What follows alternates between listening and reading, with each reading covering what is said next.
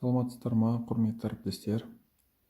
Сіздерге осы инкрузес жайлы, членство және партнерство қазақ тілінде қысқаша бір ақпарат берейін. Осындай информация. Өзім енді орысша түсіндірсем де сіздерге қазақ тілінде түсіндіріп кетейін. Қараңыз, жаңа адам инкрузеске тіркелгенде ең бірінші ол $200 төлейді. $100 активация және $100 ең бірінші ай членство.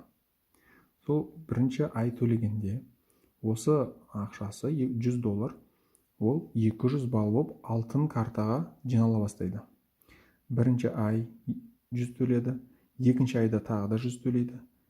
200 балл, үшінші ай 200 балл, төртінші ай 200 балл. Сонда бұл сізге қысқа түрінде мысал ретінде 4 ай деп жатырмын. 5 ай, 6 ай деп жинай берсе болады.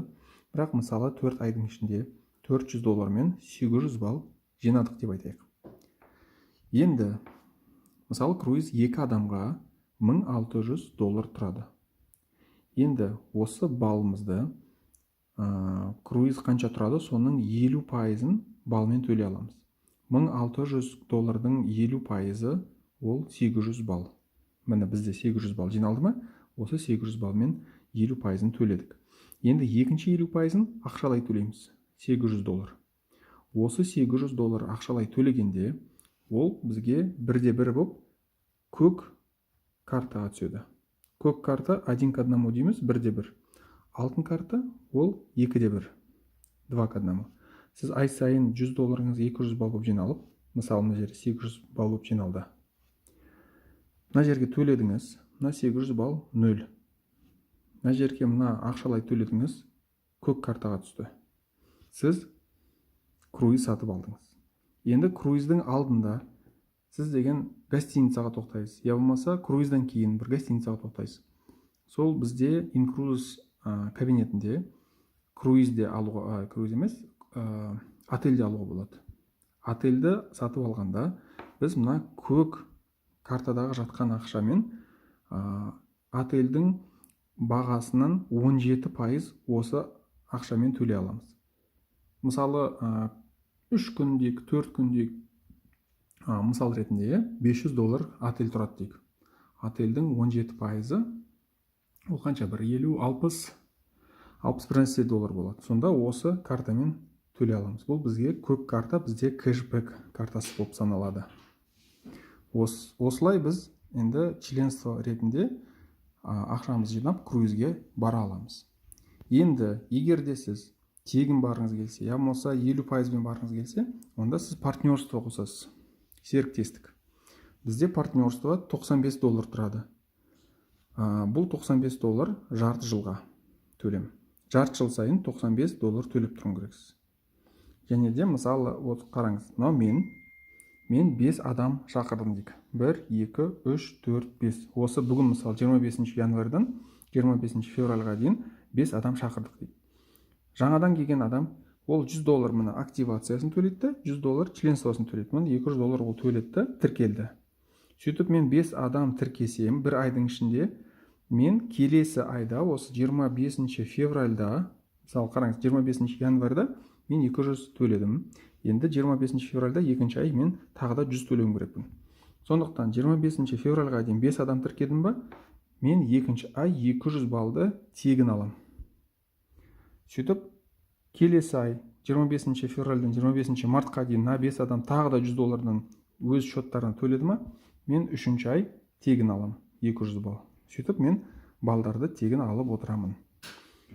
Және де мына жиналған балл тегін жинасам, осы жиналған тегін балмен мен 50%-ын төлеймін да, 50%-ын ақшалай төлеуім керекпін. Енді қараңыз, сіздің тіркелген адамыңыз $200 төледі. Осы $200 төлеген үшін сізге компания үстіңізге $20 береді. $20 ол кошелекқа жиналады. Кошелек деген ол уже ақшалай сіз шығара аласыз. Кошелекта жатқан ақшаны сіз карта заказ бересіз де, бұл ақшаны ақшалай шығарып аласыз. Екінші адам тіркедіңіз, тағы да $20. Үшінші адам $220, төртінші адам $20, бесінші адам $20 болып аласыз әр адамнан. тіркелген. Енді қараңыз, егер де бір айдың ішінде сіз 5 адам тіркесеңіз, онда сізге қосымша, айдың соңында қосымша сізге әр тіркелген адамға компания үстінен тағы да $30 қосып береді әрқайсынан. Бұл мгновенный бонус дейді. Енді бұдан басқа және де бізде лидерский бонус деген бар, және рекуррентный бонус деген бар, және де фундамент бонус деген бар. Енді сізге түсіндіріп кетейін. Ол не деген сөз? Лидерский бонус. Бірінші лидер ол маркетинг директор, МД. Маркетинг директор болу үшін сіз бір айдың ішінде $3000 товар оборот жасауың керексіз. $3000 товар оборот деген не деген сөз? Бағана айтып кеткендей, қараңыз, бір адам ол $200 төледі ең бірінші төлемге. Келесі айда ай сайын ол $100 жинап отырады. Енді 3000 товар оборот деген 15 адам $200 төлесе ең бірінші тіркелген адамдар. Онда 3000 товар оборот. 3000 товар оборот сізге $300 айына түсіп тұрады. Келесі айда, мысалы, сол 30 адам $100 төлеп отса, онда сізде товар оборот 3000, сіз $300 алдыңыз. Ай сайын бұл зарплата ретінде кошелегіңізге түсіп тұрады. Маркетинг директорден кейін келесі ранг ол сеньор маркетинг директор дейді, СМД. Бұл жерде айына сіз 10.000 товар оборот жасауың керексіз. Түсінікті, иә? 100 адам $100 төлеп отса, 100 адам $100 төлеп отса, онда сізде 10.000 товар оборот болды ай сайын. Сонда сіз $1000 ай сайын алып отырасыз. Үшінші ранг ол региональный директор, товар оборот $25000. Сонда сіз 2500 алып отырасыз. Төртінші ранг ол уже национальный директор, бесінші ранг интернациональный директор, алтыншы ранг исполнительный директор, және жетінші ранг ол уже амбассадор. Енді әр ранг деген өсе береді. Мына жерде сіз ай сайын региональный директор болып тұрғанда, 2,5 болып тұрғанда, онда келесіде $5000 алып отырасыз. Интернациональный $10.000 алып отырады ай сайын. Исполнительный директор $25000 алып отырады. Борт директор $55000 алып отырады. Бұл лидерский бонус дейді. Бұдан басқа рекуррентный бонус деген сөз, осы сіздің бағана айтып кеткен әр адам $100 төлеп отса, осы қосылған $1000-ға, $300-ға плюс $5 әр төленген $100 түсіп тұрады. Мысал қараңыз, $1000 алу үшін 100 адам $100 төледі. 100-ді 5-ке көбейтсек, $500 плюс $500.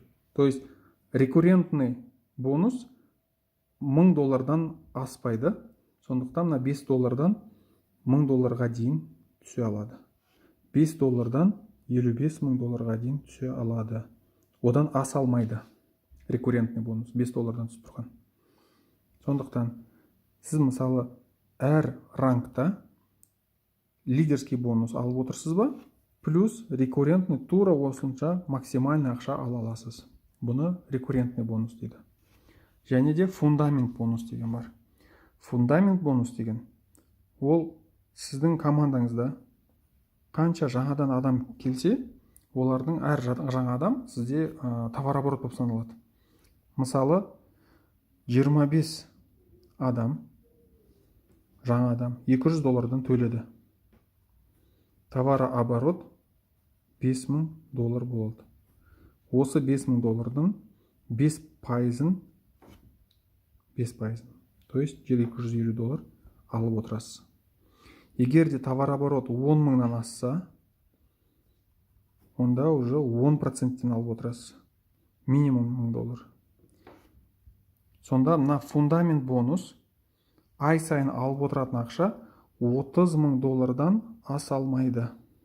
Максимальный ақша $30,000-дан алса болады. Бізде на интернациональный директор, мына исполнительный амбассадорлар ай сайын 10 мың алады, плюс $5 түсіп тұрған 10 мың алады, және де фундамент бонус 30 мың доллардай алып отырады. Мен өзім танимын ондай кісілерді. Олар интернациональный директорлер тек 10 мың емес, 50 мыңдай алып отырады. Біздің ана амбассадорлар 110 мың емес, 140 мың алып отырады. 55 мың плюс 55 мың 110 плюс 30 мың максимальный бұл. 140 мыңдай алып отыра алады. Осындай маркетинг директор ғой, маркетинг план. Құдай қаласа, сіздер маркетинг директор болсаңыздар, ары қарай директор өсе берген қиын емес, оңай. Жарайды, рахмет тыңдағандарыңызға, сау болыңыздар.